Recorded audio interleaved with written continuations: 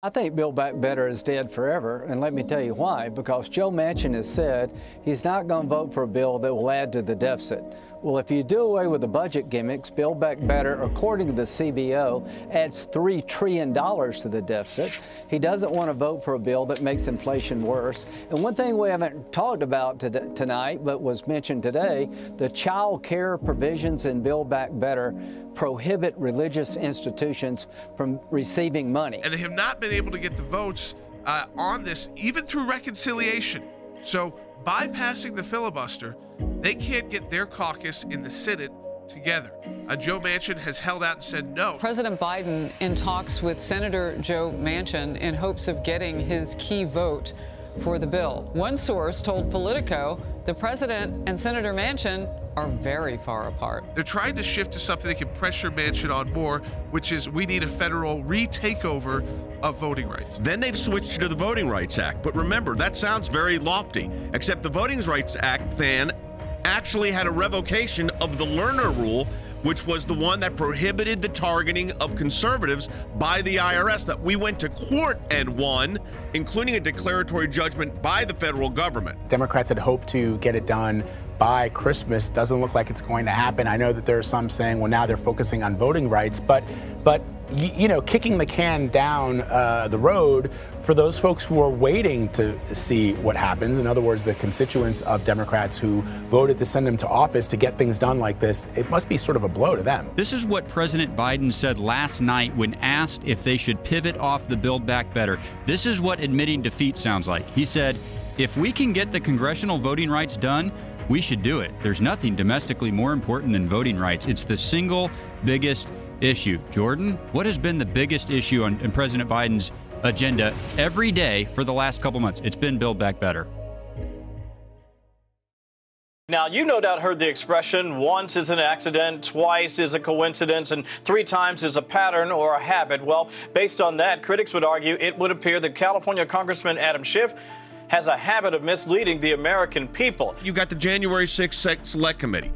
And what happens now? Well, now Adam Schiff's staff has come out with an apology. If you were looking at this, it looks like Jim Jordan was directing Mark Meadows to take a specific action, on the election, whether to certify, how to do that. And so it says on January 6th, Vice President Mike Pence should call out all electoral votes that he believes are unconstitutional as no electoral votes at all. That sounds like Jim Jordan is saying he must do this, right? Or this is what you should do, Mark Meadows, and the Vice President should do. In fact, what it was Mark Meadows forwarding from a attorney their opinion, and it's a long opinion. If you would have put the whole text message, you would have seen that he was just forwarding along somebody who sent to him some legal theory, and it was not a direction to Mark Meadows from a member of Congress. It was a member of Congress sharing a lawyer's opinion, and he decided to send that along to Mark Meadows. But they make it sound like, I mean, this is the problem. They make it sound like that the text message was supporting this overthrow of the election, which it was not. He has previously been accused of leaking fake Donald Trump Jr. emails and fabricating the transcript of a 2019 phone call between then President Trump and Ukraine's president. They made a period there. There was no period there. No. There was another sentence, and it described the legal theories that were being promulgated. Whether you agreed with them or not is irrelevant. So they're using that as the basis to hold Mark Meadows in contempt when Adam Schiff himself adjusted the evidence. And that's being, by the way, adjusting is being kind. They manipulated the evidence is what they did. The partisanship of these committees is at a level that is so high that you can't take anything these chairs say for granted. You have to dig into everything. Every year, Wreaths Across America honors our fallen soldiers by laying wreaths at their graves. But the decades-long tradition is now sparking protest. A secular group now calling the act an atrocity. The Military Freedom from Religion Foundation, or the Military Religious Freedom Foundation, they have targeted a Christian gang symbol. That Christian gang symbol, according to them, is wreaths that are being put out by an organization called Wreaths Across America. We're not saying you can't, but you cannot blanket it like that. That's like carpet bombing. And to many of us that are not Christians, and our clients, we don't look for this ourselves, that looks like it's a Christian gang sign. He says it's like carpet bombing that looks like a Christian gang sign, that you're creating territory that is a Christian territory. There is a rise in outright hostility to believers. And so I think we are seeing this play out in this particular situation.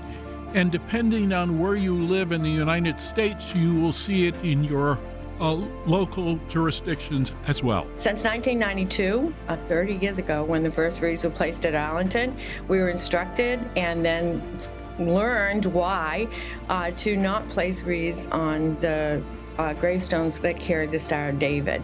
And so that has been the policy. It was the policy in the beginning, and when Wreaths Across America became a 501c3 in 2007, we continued that policy out of respect for veterans of the Jewish faith. This is a show of respect and honor, and the fact that it represents Christmas has got, the Military Freedom from Religion Foundation, all up in a tizzy over really something. I have to be clear here that there is no constitutional law violation here. This is just not what it is. And the idea that they would make it this, to me, is just ridiculous.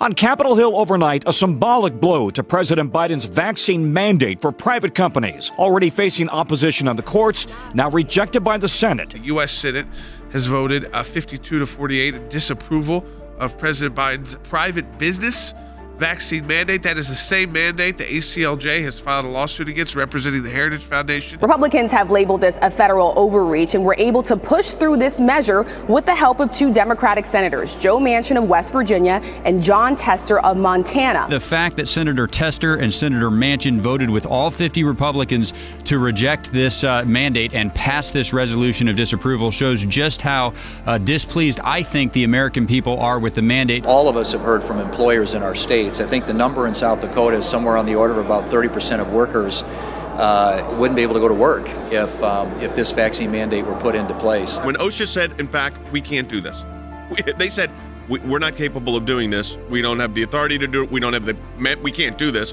But the Biden administration used that entity anyways. And then they're kind of doubling down on this policy. And then you had, of course, a situation with just yesterday with the Senate. I mean, to me, it seems like everything's stacking against them. I've heard a lot from my businesses in the state of Montana, and they've told me that, it's put them in a heck of a bind. And so I think they should have some relief. The Senate resolution reflects public opinion and increasingly the body of legal opinion. It's really hard to have a federal government, through a regulatory agency, impose this kind of a mandate. And I think the courts have already determined that they don't have the constitutional authority to do that. When they go too far, the courts and the people are just saying no. And there's a bipartisan effort there. I think people aren't saying you have to be a Republican or a Democrat to hold this view. It just doesn't feel American. A video feed of Digital Minister Audrey Tang was cut last Friday during the U.S.-organized Summit for Democracy. According to Reuters, the White House had ordered that the feed be dropped after Tang displayed a map showing Taiwan in a different color to China. They're saying that there was a communication from the NSA saying that they want this gone. I mean, this is kind of what the approach they wanted. They didn't like this being up there. So the point is they invited Taiwan and then stifled Taiwan. They cut the video feed of the Taiwanese representative speaking because I guess that they were worried that the Chinese were going to be offended that Taiwan was in a different color than China on the map. When it was talking about the Iran video, they came out and said it was a glitch. We now know it was not a glitch because of the FOIA response that we gave. Jay, that's got to take place in this as well. They want to say this is a technical problem. All signs to me, Jay, point that this was, a version of viewpoint discrimination. They put up something the White House didn't agree with. And look, maybe it wasn't cleared. Either way, they need to tell us the truth. According to Reuters, Washington later complained about the map to Taiwan's government, which in turn was angry that the feed had been cut. It shows the weakness. They're so scared about the Chinese having a fit over diplomatically over a green dot on a map because the country they want to invade. This is the kind of stuff that the Chinese Communist Party does. They censor speech that they don't want to hear. This map simply showed that Taiwan is a democracy, and that is actually the truth.